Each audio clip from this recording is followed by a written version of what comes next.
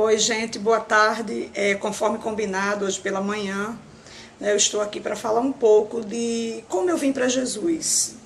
E assim, quem me conhece, né, quem me vê ministrando, sabe que não é uma coisa muito comum nas ministrações eu falar acerca de testemunho, porque geralmente eu priorizo mais a palavra. Mas esses dias Deus ele tem colocado em meu coração para falar um pouco sobre isso. E como Deus não faz nada por acaso, então eu tenho certeza que Ele vai falar a corações, né? Eu quero mandar um abraço para o pessoal do Amazonas, antes disso, para o pessoal do Ceará, para o pessoal da Paraíba, né? Que eu vou estar, acho que é dia 8 aí ministrando, para o bispo e a pastora Camila, lá do Pernambuco, gente que mora no meu coração, e para o pastor Júnior Luiz, né, que é responsável, é um dos grandes responsáveis de eu estar fazendo ao vivo, porque eu tenho muito problema com câmera, eu fico um pouco envergonhada. Mas, antes de tudo, eu quero ler um texto, que eu já li domingo, mas eu quero ler hoje novamente. Se encontra no Evangelho segundo escreveu o evangelista Lucas, capítulo 1, versículo 37, porque para Deus nada é impossível. Eu me lembro que no ano de 2006, né, eu e meu esposo, nós tínhamos uma vida social bem ativa. O fundo musical aqui tá forte, viu, gente? Por causa da política. Devem estar fazendo propaganda de algum candidato aí embaixo. Eu me lembro que no ano de 2006, né, nós tínhamos uma vida social muito ativa, mas eu senti uma necessidade de procurar uma igreja. E me lembro que cheguei para o meu esposo e fiz uma pergunta para ele. Eu perguntei para ele se ele se incomodava, né, se eu fosse ser crente. E ele disse para mim que não. E eu me converti em uma igreja, em um culto de meio-dia. E comecei a ir para essa igreja. Meu esposo não era convertido e ele começou a observar aquelas minhas idas aos domingos. E quando foi um domingo ele disse: eu vou também para ver o que é que ela tanto vê lá nessa igreja, ver o que é que tem nessa igreja, né? E ele foi. Mas ele não aceitou Jesus. E eu comecei a caminhar naquela igreja, mas um dia eu tive uma decepção muito grande lá dentro, porque a impressão que nós temos, quando estamos fora, ou logo quando chegamos, é de que a igreja ela é formada de pessoas perfeitas, que a igreja ela tem a obrigação de ser perfeita. Quando na realidade, quando nós começamos a ler a Bíblia, nós percebemos que não é assim. E eu tive uma tristeza muito grande lá dentro, uma decepção muito grande, não por parte de uma pessoa que congregasse lá naquela igreja, era uma pessoa que fazia parte de um outro ministério, mas que começou a frequentar aquela igreja e foi uma coisa muito dolorosa. E eu me afastei totalmente e foi tão doloroso ao ponto de se criar tipo um ódio dentro do meu coração, né? Eu não queria saber de igreja evangélica, eu não queria saber de crente. E eu sei que isso acontece com uma grande parte de pessoas, né? Só que meu pai, ele era da igreja adventista e ele conheceu um irmão da Deus é Amor. E eles iniciaram uma campanha por minha vida, isso depois eu acho que cerca de quase um ano.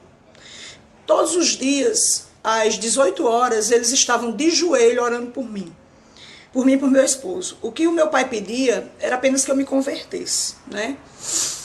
Só que nós temos um costume de achar que estamos bem quando nós temos dinheiro. E assim, profissionalmente eu estava muito bem, minha vida estava muito organizada.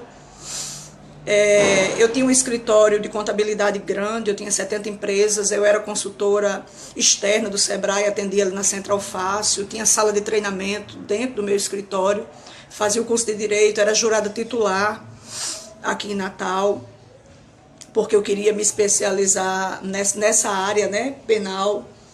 E eu estava muito bem. Já tinha, como é que se diz? Já tinha conseguido conquistar algumas coisas, né, que eu almejava. Aquilo que uma mulher tinha vontade de fazer, A questão de cirurgia plástica, eu já tinha feito várias. E para mim eu estava muito bem. E quando foi um dia, eu fui para a faculdade. E quando eu cheguei na faculdade, o elevador já havia subido. Então eu subi de escada. Quando eu cheguei lá em cima, a impressão que eu tinha era que o ar, ele não completava no meu pulmão. E fui para casa e comecei a dormir praticamente sentada. E eu disse assim para o meu esposo, eu disse, meu filho, eu acho que eu estou com algum problema no meu pulmão.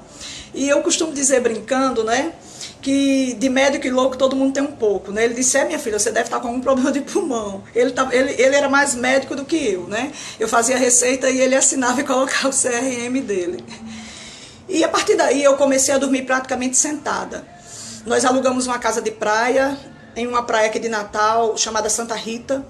E eu comecei a caminhar ali pela orla e melhorei.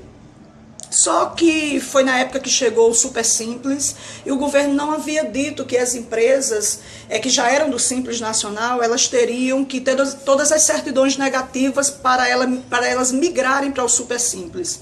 E eu me lembro que foi um período de muito estresse, onde muitas vezes eu dormia lá no escritório, né? E quando terminou aquele período de adesão do Super Simples, que eram filas enormes na Receita Federal, eu comecei a sentir falta de ar. E aquilo que tinha sido muito ruim ficou muito pior na minha vida. E eu parei de dormir, eu não conseguia mais dormir. E como eu tinha uma carga de trabalho muito grande, o meu sistema nervoso ele começou a ficar abalado. Porque durante a noite a impressão que eu tinha era que eu dava choque. E assim, é muito interessante essa questão de depressão e síndrome do pânico, porque só sabe quem tem, né? Quem está de fora geralmente diz assim, olha, isso é besteira. Isso é muita besteira, se você quiser você supera isso. Mas assim, quem já passou, quem já viveu, sabe que não é besteira. E eu amanheci o dia gelada e assim, era uma situação muito, muito complicada na minha vida. E quando foi um dia, eu fui para a faculdade e sempre na aula de Direito Constitucional, né? Eu passei muito mal naquele dia. Eu senti muita falta de ar e quando meu esposo foi me buscar, nós sempre moramos em sítio, só que no meu escritório em Natal, ele tinha um quarto, onde na época que a gente tinha muitas declarações para enviar, obrigações acessórias, nós dormíamos ali. E nesse dia, nós iríamos dormir ali. Então ele foi me pegar na faculdade e quando ele me pegou disse assim, olha, hoje eu só assisti essa aula porque era de Direito Constitucional, eu não poderia faltar. Mas assim, eu estou me sentindo muito mal. Ele disse, por que você não ligou para mim? Eu teria vindo lhe buscar. Eu disse, não, porque eu não podia faltar essa aula. E quando nós seguimos para casa, ele estava de bermuda, né? Nós não éramos evangélicos, eu já tinha tido a decepção, né? E no meio do caminho eu comecei a sentir o meu rosto deformar. Eu senti um formigamento no meu braço, eu sentia meu rosto deformando. E quando eu comecei a sentir aquilo, eu disse, meu rosto está deformando. Ele disse, não está. E eu dizia, está. Ele dizia, não está. Eu dizia, está. E ele na época tinha um L200 e eu fui puxar a trava da porta para pular. Quando eu fui puxar para pular, ele travou do lado dele. E eu queria ir para um hospital. E resumindo, nós passamos em casa muito rápido, porque ele precisava trocar de roupa, fomos ao Hospital do Coração. Quando eu cheguei lá, eu só soltei as coisas da Unimed e entrei, né, para ser atendida. E aquele médico me deu uma medicação, verificou minha pressão, me deu uma medicação e me mandou para aquelas cadeiras lá para ficar naquele repouso. E com alguns instantes, né, com um período, eu não me lembro mais quantos minutos, a enfermeira chegou onde eu estava e perguntou a mim se eu já estava bem. Eu disse, estou. Ela disse, está liberada. O médico disse, quando você estivesse bem, estava liberada. Aí eu perguntei para ela, o que foi que eu tomei? Aí ela disse assim, olha, você tomou um diazepam, ele te deu um diazepam. Aí eu me lembro que o meu esposo olhou para mim e ele fez assim, ó, você tá ficando louca. E aquilo me deixou muito perturbada, porque ninguém quer ficar louco, né? E eu pedi para falar com aquele médico, ele disse, olha, não é a minha área, mas eu acredito que você está com depressão e que você está com síndrome do pânico. Você precisa procurar um psiquiatra. E assim, eu procurava psiquiatra, só que os psiquiatras, eles estavam lotados. Eu estava eu estava no meu limite, porque há situações na vida da gente que elas têm o poder, né, de nos esgotar. E eu estava esgotada. E eu não tinha paciência de ligar para um psiquiatra e marcar. Eu queria ligar e que eles dissessem assim, olha, tem uma vaga para amanhã. E como não tinha vaga para rápido, eu também não marcava. E chegou a um ponto que eu fiquei totalmente desestabilizada na minha questão emocional. E foi quando aconteceu algo assim em relação a meus filhos, né? Eu tive uma reação de agressividade muito forte, e foi quando eu vi que eu realmente necessitava, né, de um psiquiatra. E cheguei no escritório, peguei o livro da Unimed, e quando eu abri procurando um psiquiatra, eu nunca esqueci. Eu encontrei um psiquiatra que ele até foi candidato aqui, eu não vou citar o nome porque não tem autorização. E quando eu liguei para lá, disseram assim, olha, eu disse, eu quero marcar uma consulta psiquiátrica. E disseram assim, não precisa marcar não, aqui é por ordem de chegada. E no outro dia eu estava lá na porta, né? Eu não fui a primeira, já vi uma pessoa que tinha chegado primeiro do que eu fui com minha mãe. E quando eu entrei na sala daquele médico, eu só conseguia chorar. Ele me fazia perguntas sobre o meu passado e eu só conseguia chorar, eu não tinha palavras para aquilo ali. Porque a impressão que eu tinha é que eu tinha carregado um peso durante muitos anos e que esse peso,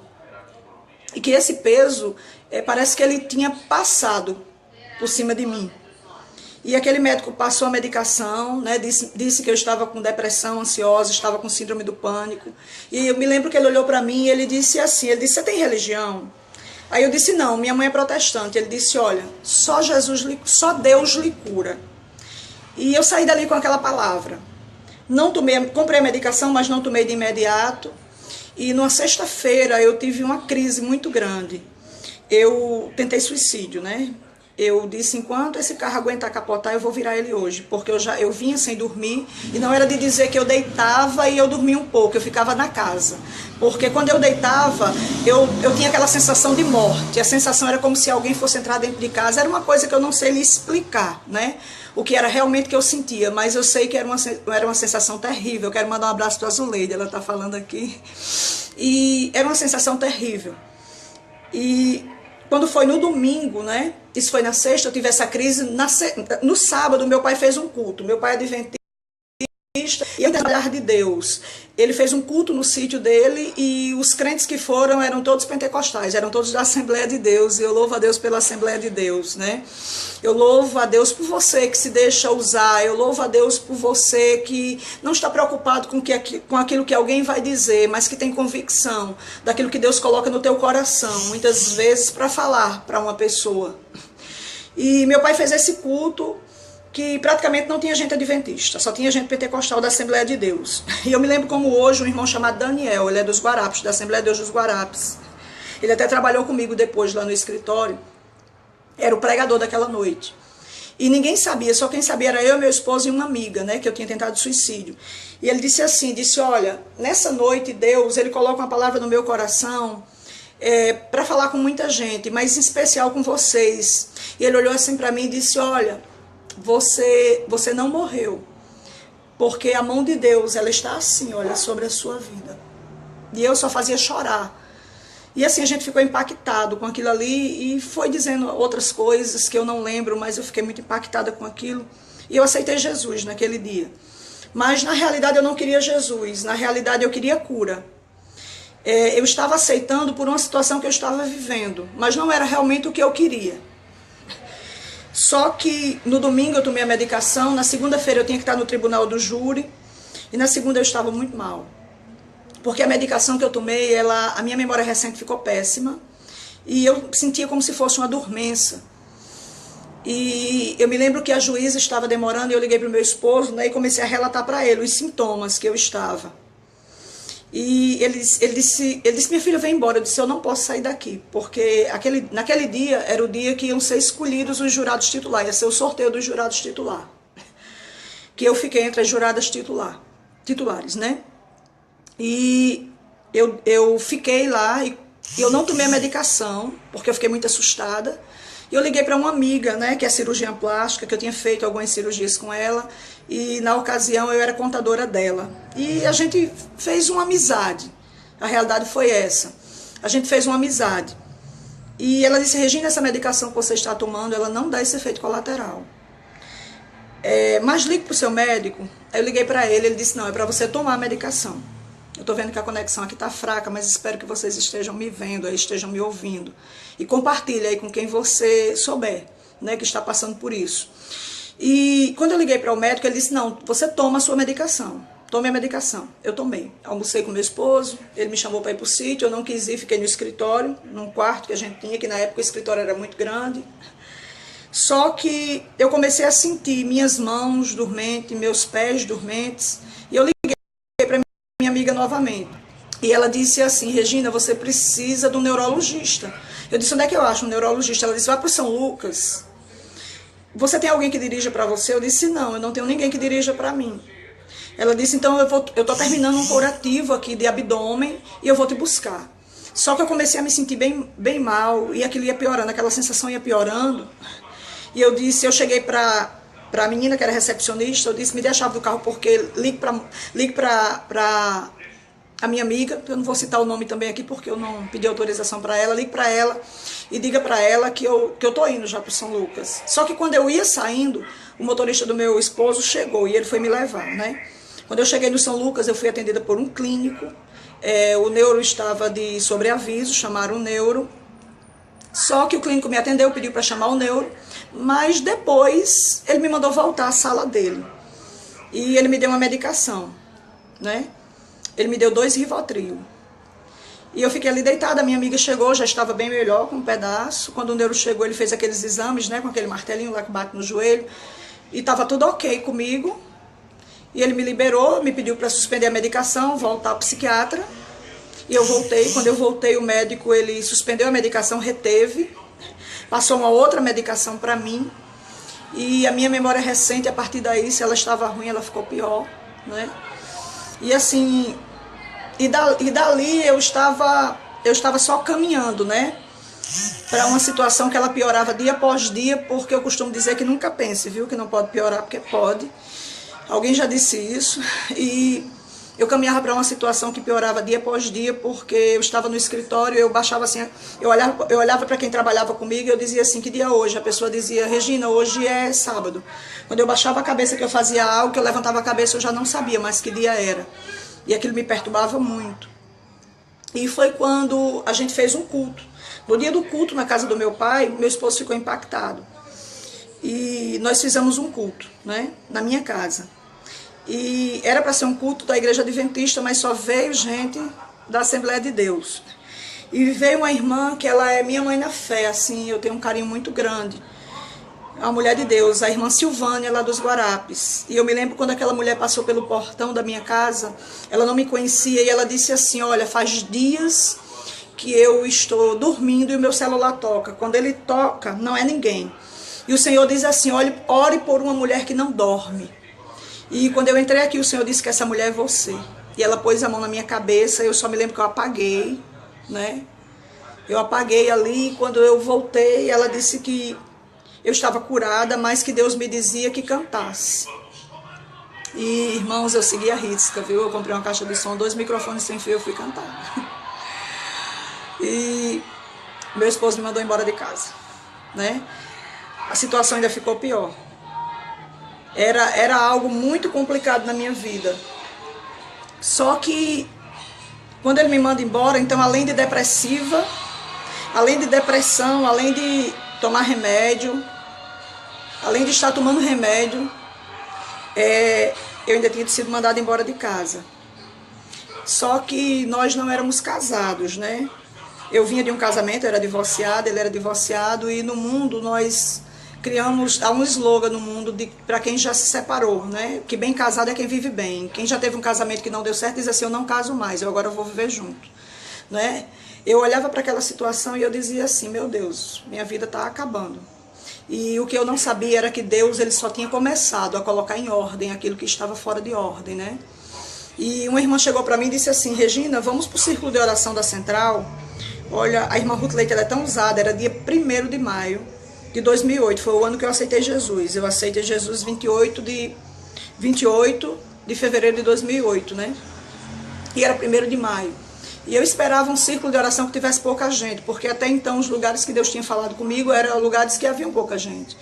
Eu me lembro que a Central estava lotada e ela disse assim, olha, o homem só bebe até o dia que eu quero, vou entrar onde você não entra, vou fazer o que você não faz. E grande vai ser o livramento. E meu esposo, naquela época, ele bebia todos os dias, né? Ele bebia todos os dias e só Deus podia libertar. E Deus me mandou ficar no meu lugar.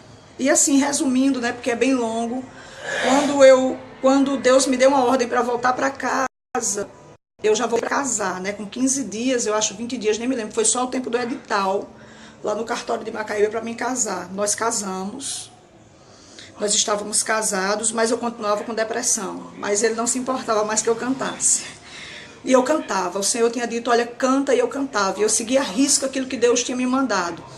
Eu cantar para mim durante a noite era como tomar remédio. Era como se o médico tivesse prescrito para mim, tá entendendo? Um comprimido a cada instante. E aquilo me aliviava, só que eu continuava tomando medicação.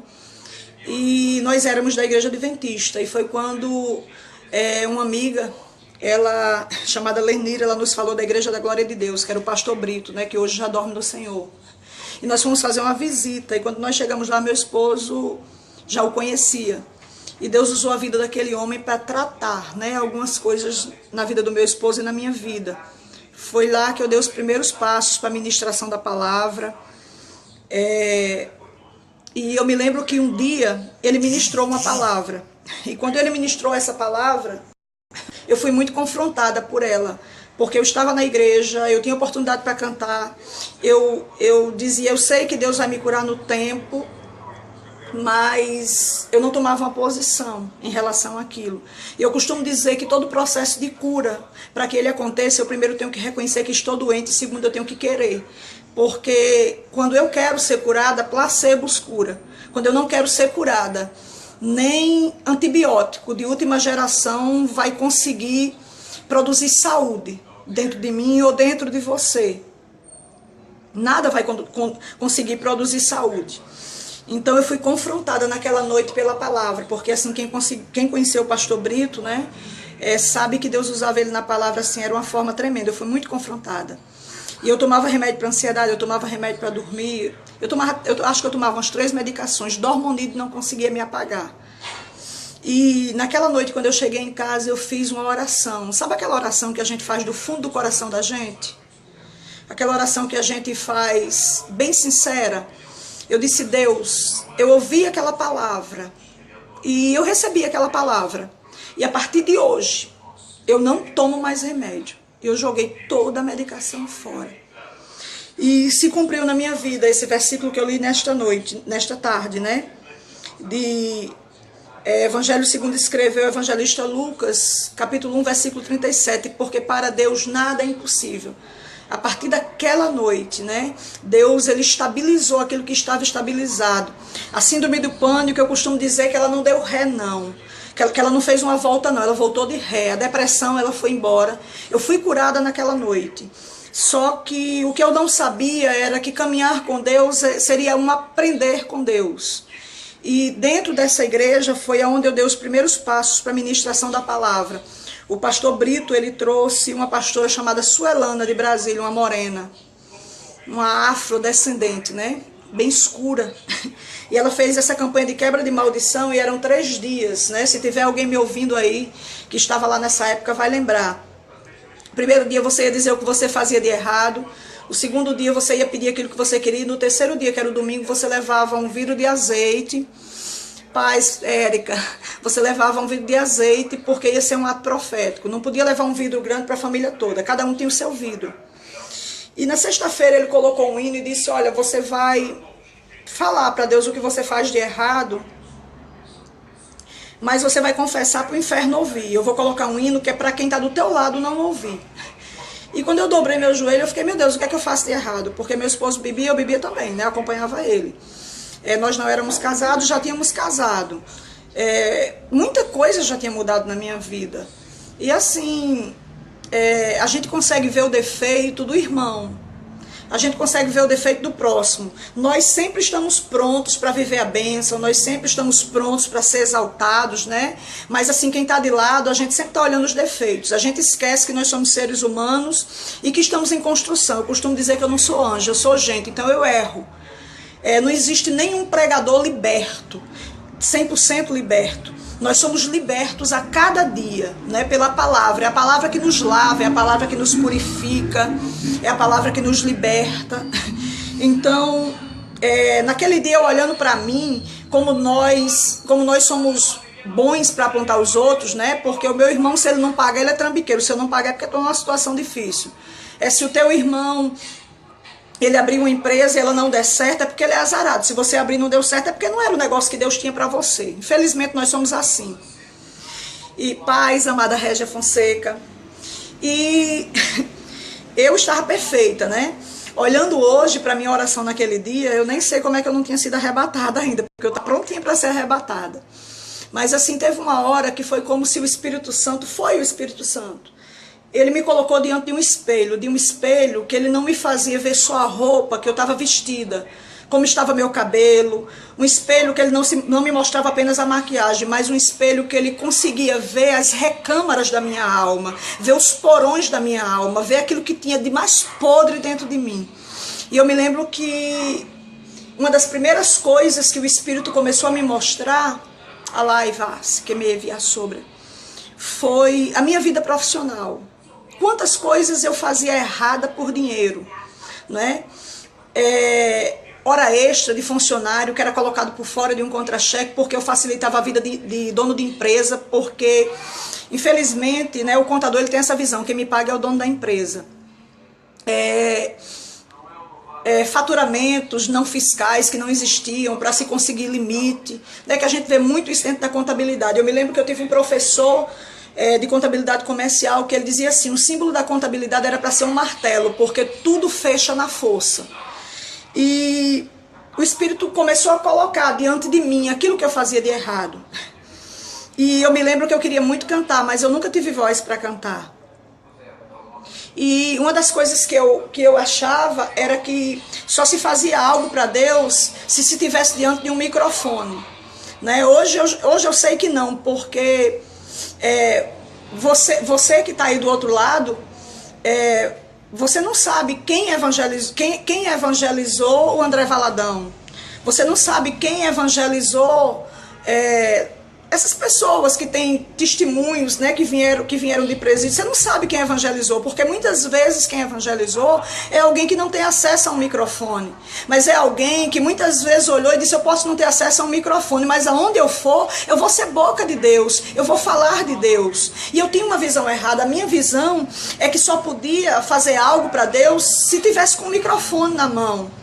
E na realidade nós sabemos que existem pessoas que Deus chamou para colocar um microfone na mão, mas existem pessoas que Deus ele chamou com um dom tão lindo, que tem a capacidade, que tem a coragem de chegar num ônibus, dizer que Jesus é bom, de entrar dentro de um presídio, né, mesmo com medo, e falar das grandezas de Deus, que tem a capacidade de chegar ali no centro do Alecrim, tá entregando literatura. Então são pessoas que muitas vezes em suas igrejas, elas não têm acesso a um microfone, mas não é por isso que elas não se deixam, que elas como é que se diz? Que elas paralisam, tá entendendo?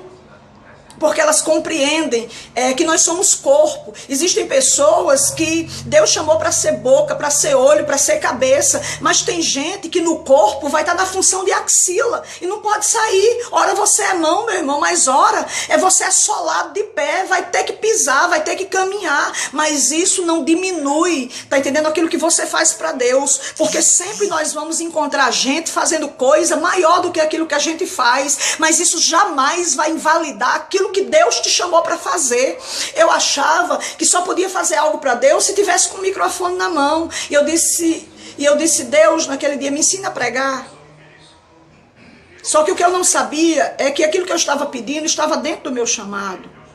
Só que a gente conhece gente que muitas vezes, por achar que necessita estar com o microfone, elas se perdem dentro do chamado, elas deixam de fazer aquilo que elas iriam ser uma arma muito eficaz contra o inferno. E elas ficam paradas porque elas estão insistindo em fazer algo que elas não foram comissionadas para fazer, não foram capacitadas. Eu costumo dizer que Deus não abre porta que eu não tenho capacidade de passar. Quando eu olho para o ministério de Pedro e para o ministério de Paulo, eu vejo que Pedro não prega para rei, Paulo prega para rei, mas aquilo não diminui a chamada de Pedro. Então, eu cheguei diante de Deus e disse, Deus, me ensine a pregar. Se o Senhor me ensinar a pregar, eu vou te ofertar. a minha profissão. Eu não faço mais o que eu faço de errado na minha profissão. E assim, irmãos, eu costumo dizer que naquela noite, né, eu não vi raio cair, eu não vi barulho, eu não escutei nada sobrenatural. Mas hoje, olhando para o que Deus fez na minha vida, foi como se Deus tivesse apertado minha mão e tivesse dito assim: tá fechado esse negócio. Isso era sexta, né? Na sexta era só para você dizer o que você fazia de errado. Na sexta mesmo eu já comecei a pedir. Porque a gente é pidão. Nós dobramos o joelho e dizemos assim: Deus, hoje eu só quero te agradecer. Quando pensa que não, a gente está pedindo. E eu pedi na sexta, eu pedi no sábado. E eu continuei pedindo no domingo. E eu me lembro que quando foi na hora do ato profético, ia uma missionária, que eu tenho muito carinho por ela, chamada Conceição, na minha frente. E a pastora Suelana disse assim: olha, eu vejo nas mãos dessa mulher 2 bolas de fogo. E eu achei aquilo tão lindo. E assim, eu queria, né, que tivesse pelo menos uma faísca na minha. E quando ela orou por mim, foi muito interessante. Ela disse: é interessante, em você eu só vejo um demônio do cansaço atrás do seu pescoço. E eu fiquei assim, eu disse: meu Deus, essa visão que a pessoa tem com alguém. Mas ela fez uma oração por mim e eu fui embora. E para mim, naquela noite, ela derramou o azeite sobre mim. Para mim, naquela noite, não tinha acontecido nada. Porque ela não tinha visto, ela não tinha tido uma visão sobrenatural daquilo que Deus ia fazer. Nada. Só que eu quero te dizer uma coisa nessa tarde. Deus, ele não precisa mandar um terremoto para te dizer que ouviu tua oração. Deus, ele não precisa fazer relampear, tá entendendo? Para dizer que ele está trabalhando. A Bíblia diz que houve silêncio no céu. E um anjo, ele pega o incensário, né? Que tem as orações dos santos. E isso vai ser ateado, vai ser jogado em direção à terra. E eu percebo que todas as vezes que há silêncio no céu, há barulho na terra. Deus, ele não precisa te dizer que está trabalhando para ele trabalhar. Porque não foi me dito nada naquela noite. Ela não disse para mim: olha, Deus ouviu tua oração, você recebeu o dom da palavra. Olha, Deus vai te usar, vai ser uma coisa linda. Nada disso. Ô, Cléia, um abraço. Deus não disse nada disso para mim. Então, para mim, não tinha acontecido nada. Eu saí frustrada dali.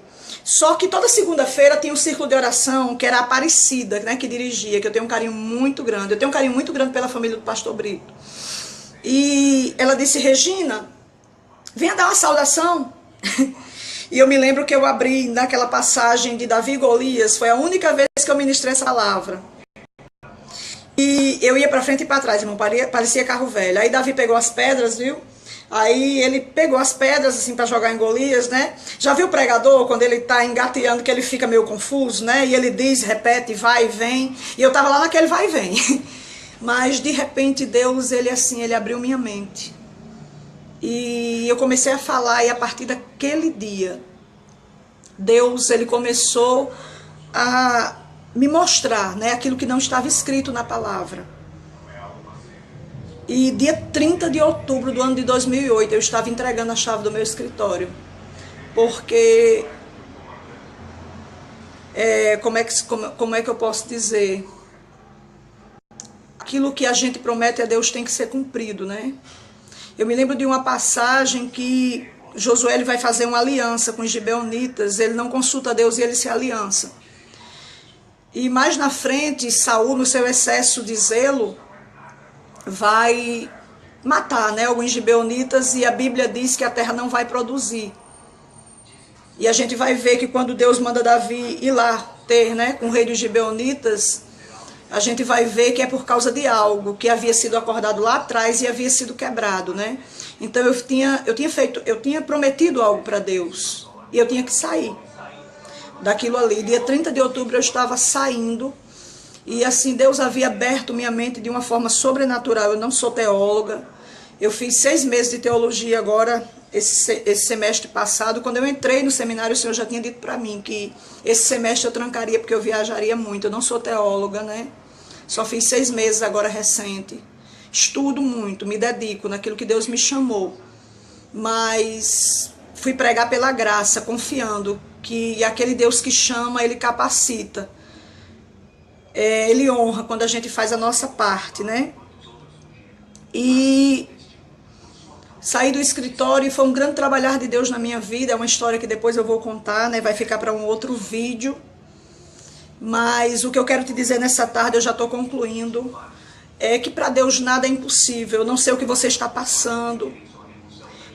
Depressão não é fácil, síndrome do pânico não é fácil, porque geralmente quem está ao nosso redor acha que é besteira, né? E usam até uma expressão bem chula, né? Que eu vou usar aqui, diz assim, isso é frescura.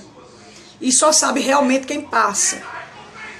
É só quem viveu uma síndrome do pânico e uma depressão é que sabe o quanto é difícil você amanhecer gelado, você amanhecer tremendo, você está acorrentado, né? Está preso. Dentro de uma situação a qual você não tem força para sair. Mas eu quero te dizer nessa tarde que o mesmo Deus que me libertou, o mesmo Deus que me permitiu ser confrontada pela palavra e me fez tomar uma atitude, é esse mesmo Deus que está falando com você nessa tarde, está dizendo, tome uma atitude e tome uma posição. Porque se você quiser, eu não estou mandando você abandonar a medicação, mas se você quiser, tá entendendo? Você vai ser curado. Quando eu não quero ser curada, nem, como eu já disse, nem medicamento de última geração consegue fazer um estupro de saúde em mim. Mas quando eu quero ser curada, até placebos curam. Então nessa tarde se levante. Alaiva sobre a Negemeviai.